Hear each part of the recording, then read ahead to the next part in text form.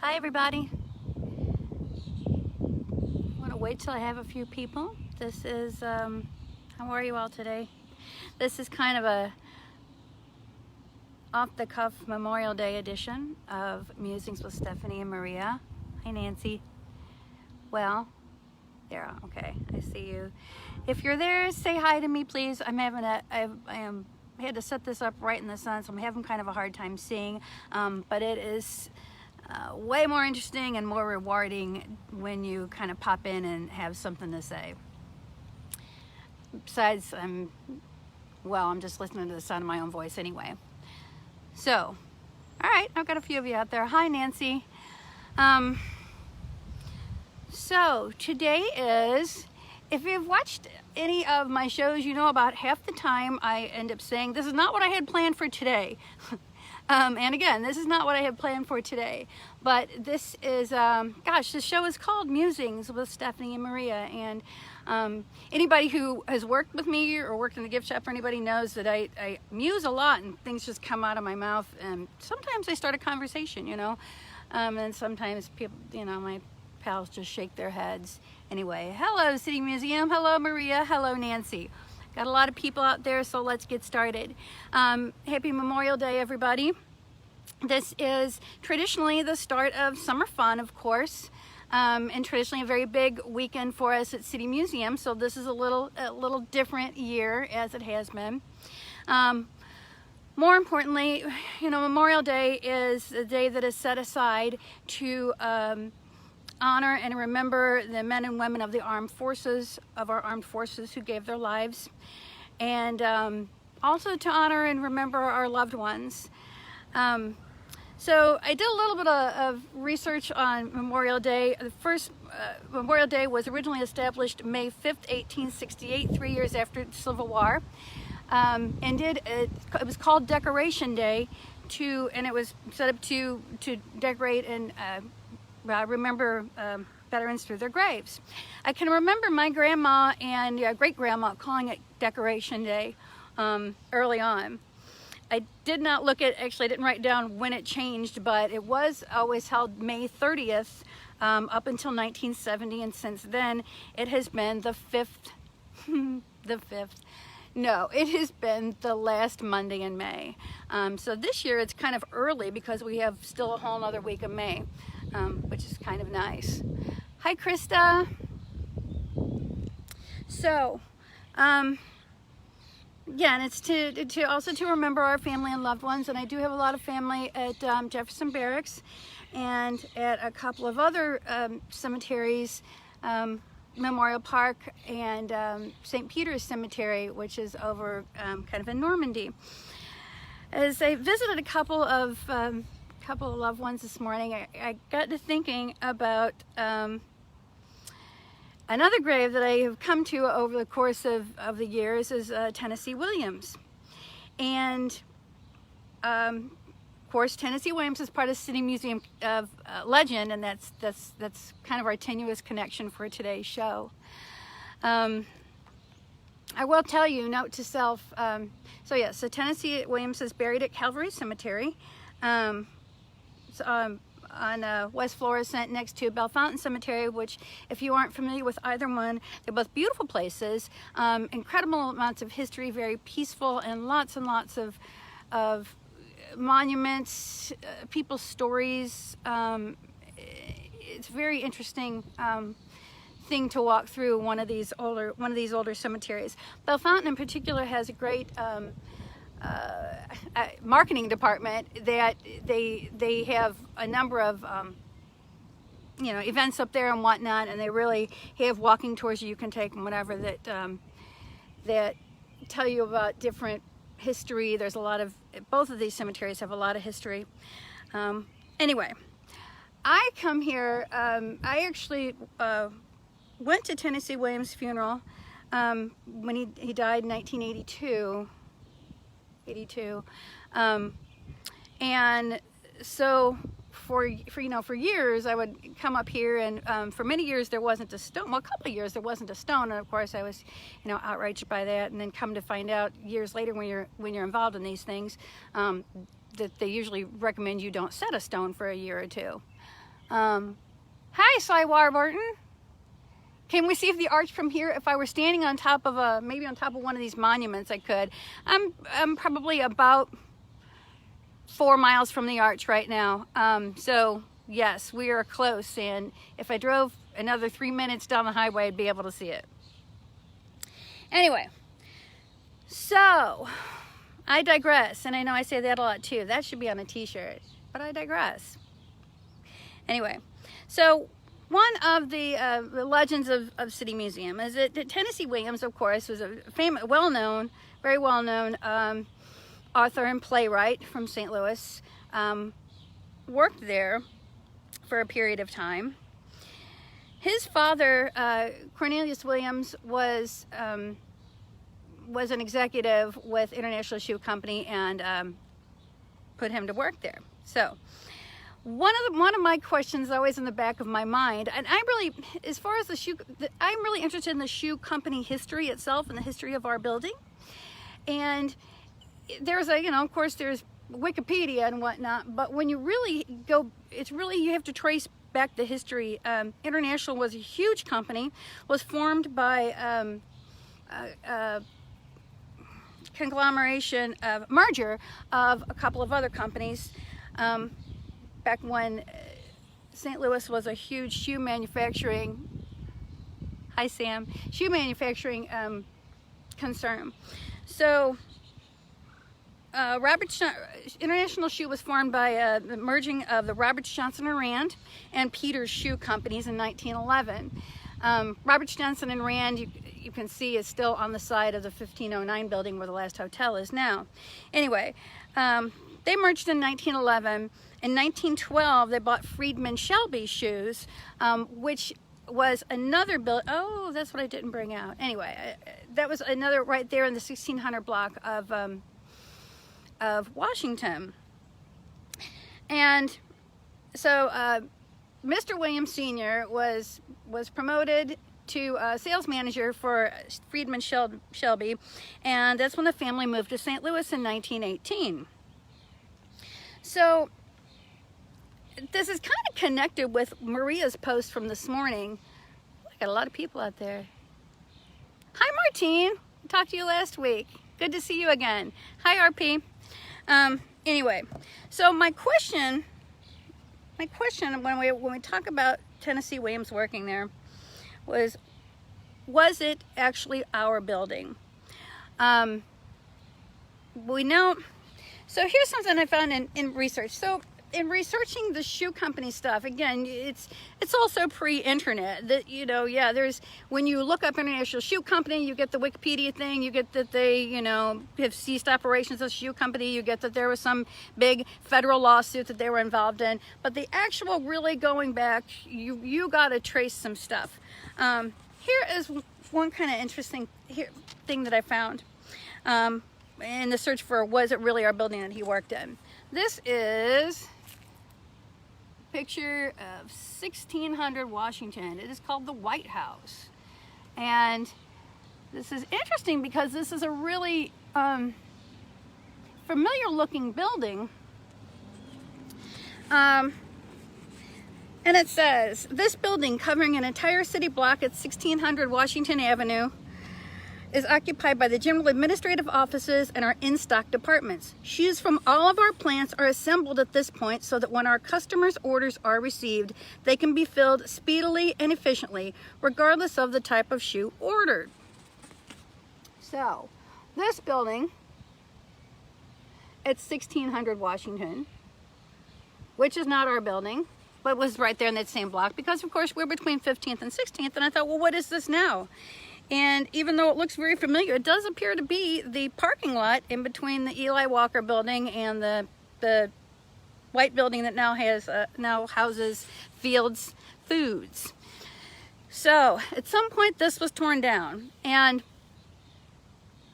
1600 does look cool, and there's a lot of buildings that look like that, and that's why it was kind of surprising. But it looks very familiar, but it does appear to be no longer standing. Anyway, so we know that Tennessee Williams worked there from 1931 to 1934. And according to well, matching up with Maria's post this morning, we do know that our building was built about that time. Around about that time, also the building that's now the last hotel, the 1509 building, as we called it, it was where they consolidated the executive offices and sample rooms and whatnot. And then our building was, you know, again, the factory, and also had like accounting offices on the 4th floor. I know that. So back to trying to put together, did he actually work in our building? This was not a good time for him at all. That's kind of a well-known thing, if it's all. So in researching, trying to figure this out, trying to research this, there are two main books. Two main books that really kind of give you the information. Tennessee Williams' Memoirs.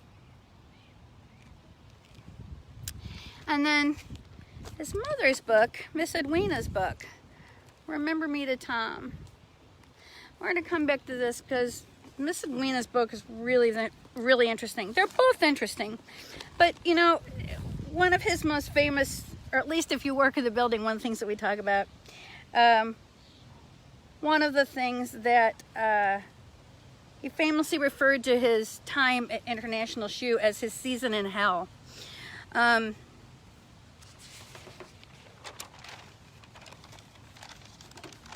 digress. Again, he referred to it as his season in hell. He talks about how it was a white collar job, but he was dispatched, where is it? Oh, poor Rose. Well, we'll get to that in a minute. He was dispatched to dust hundreds of shoes in the salesman's samples rooms every morning. In the afternoons, he would have to go and get big carts of samples, cases of samples, and, you know, would be physically pushing them across, you know, the alley back and forth in the street, which, you know, if in our setup would have been the Lucas Street, you know, which is now the side entrance to the City Museum building.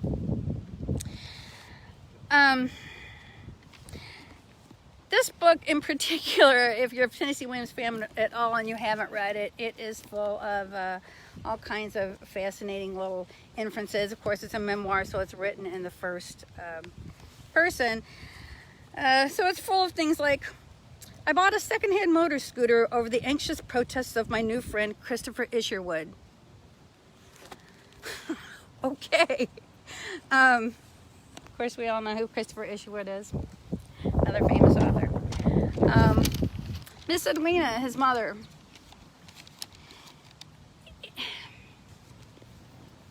Okay, so every couple of years I go back and I kind of look at this. I start to look at this again, and a couple of weeks ago I got these books out and I thought, you know, I'm going to really try to piece this together. And it's all, you know, well and good and kind of flippant, you know, to say, oh, he didn't like it here. He referred to it as a season in hell. But honestly, it ended up, his employment there ended after he had such a bad anxiety attack on the way home from seeing a movie on Del Mar one night. He had such a bad anxiety attack and brought on a heart attack, which was his first showing of a heart condition that he would mess with his whole life. That it just really seemed really sad, you know. And of course, this was 2 weeks ago when we were all. This whole pandemic thing has been very emotional. So, you know, I may have taken it extra hard or whatever. And I thought, oh, I don't really want to research this. This is just a sad story, you know. But getting to Miss Edwina's book, it is. It's written again in a first person, and it has a lot of letters back and forth that he wrote to her, just, you know, chatty letters, because of course that's how people used to connect. But what really became clear to me is that she's very forthcoming and very straightforward for a woman of this time. You know, I mean, they moved to St. Louis in 1918. This book was written in 1963, so at a time when you really didn't talk about things. And she's very straightforward and very forthcoming about different things that happened in their life, about her daughter Rose, who, of course, Laura in Glass Menagerie is supposedly based upon. But one thing that really made me think about, or just kind of really brought this home. This is interesting too, because he won a play, My Dear Mr. Williams. It gives me great pleasure to tell you that your play has been awarded the prize in the Webster Groves Theater Guild contest. It was kind of an extra prize because that they gave him. Hi, Circus Harmony. Anyway, it was an extra prize that they gave him, and he was kind of disgusted because it turned out to be a silver platter with his name engraved on it instead of money, so he gave it to his mother, and who knows where that is now. Anyway, during this time when he was working at International, Miss Edwina notes, she says, at this time of his life, it must have been extremely hard for Tom to find energy to create at night after having put so much of it into absolutely useless work during the day. 2, he must have been fighting deep anger at a father who forced him into what he called, quote, a job designed for insanity, a living death. Another time he referred to his shoe company as a season in hell. So, maybe not such a good story. With the first, she goes on to say, though, he must have hated not only the work, but the fact that just as in high school, some of the young men made fun of his quiet manner and southern accent, which he's never completely lost. With the first money he earned at the shoe company, Tom was his real name, she called him, of course, Tom bought me a present. He ran home in great triumph with a painting under his arm. He had spent his whole week's wages on a framed copy of the Mona Lisa. I scolded him for wasting his money on a luxury for me rather than on necessities for himself. I didn't dare tell him that I did not particularly like the Mona Lisa, not in sharing the enthusiasm of most people, because I thought her expression foxy looking. Even when I saw the original in the Louvre, I still disliked her smile. She still hangs in my house, though, just as in the cellar sits an antique lyre Tom once bought with $5 that grandmother sent him. Instead of purchasing something he needed, he rushed out to a store and hauled home this strange musical instrument. Anyway, it's a really interesting book. She was a very interesting woman. She lived in Clayton until the end of her life. Anyway, so back to our loose subject today. Was it our building? I do know that when Bob and Gail purchased museum buildings, a 1509 building did still have salesman's sample rooms in it. So there certainly would have been lots of shoes to dust there. He did move things back and forth from the factory building. So since the building at 1600 would have been torn down by that time, and we know that he was there from 1931 to 1934, it's very possible that it is our building. I'm going to hang on to that, at least for the time being. Anyway, so those are my Memorial Day musings, my Memorial Day ramblings. I want to walk over here and show you their stones. Again, so this, let me flip this around. So this, how do I flip this darn thing? Can't see anything. There it is. All right. So here you see his stone. This stone is the second stone to be here. Originally it was a flatter stone. There was a community group, and I can't recall the name, and I'm sure that somebody will be able to correct me on this and put this in the comments at some point, but that had this stone erected for him. You can see that there are all kinds of rocks and talismans and tokens left in memory. A lot of people visit here. William S. Burroughs is also buried in this cemetery, I believe. Blow out your candles, Laura. Here is Miss Rose, his sister Rose, who, again, was the basis for Laura and the Glass Menagerie. 1983. See, my memory is not so great. Oh, that's what I was going to tell you. So even if it's a place you go often, make sure you look at the map on the way, because even though I used to come up for quite some time, I had trouble finding it. Was kind of scrambling around at about 3:30. I will say I can always find my own grandparents' plot, though, because they are directly across from Frankenstein, and it's a standing Frankenstein is a standing stone, so that's my landmark. And here's Miss Edwina's stone. She lived in Clayton until she passed in 1980, just a couple of years before him. So, on this Memorial Day, I will say to you, Sharon, this is one of the cemeteries, one of your favorite places, or City Museum? I'm assuming City Museum, but if you come to City Museum, it's a really interesting cemetery nearby. Anyway, on this Memorial Day, I will say to you, thank you for putting up with my ramblings. Also, take care of your loved ones while you have them. Pay attention to everybody. Tell them you love them. And when they're gone, make them proud of you by the way you comport yourself. Make them proud of you. We should all do that. All right. Thanks, everybody. Happy Memorial Day. Love y'all. We will see you soon.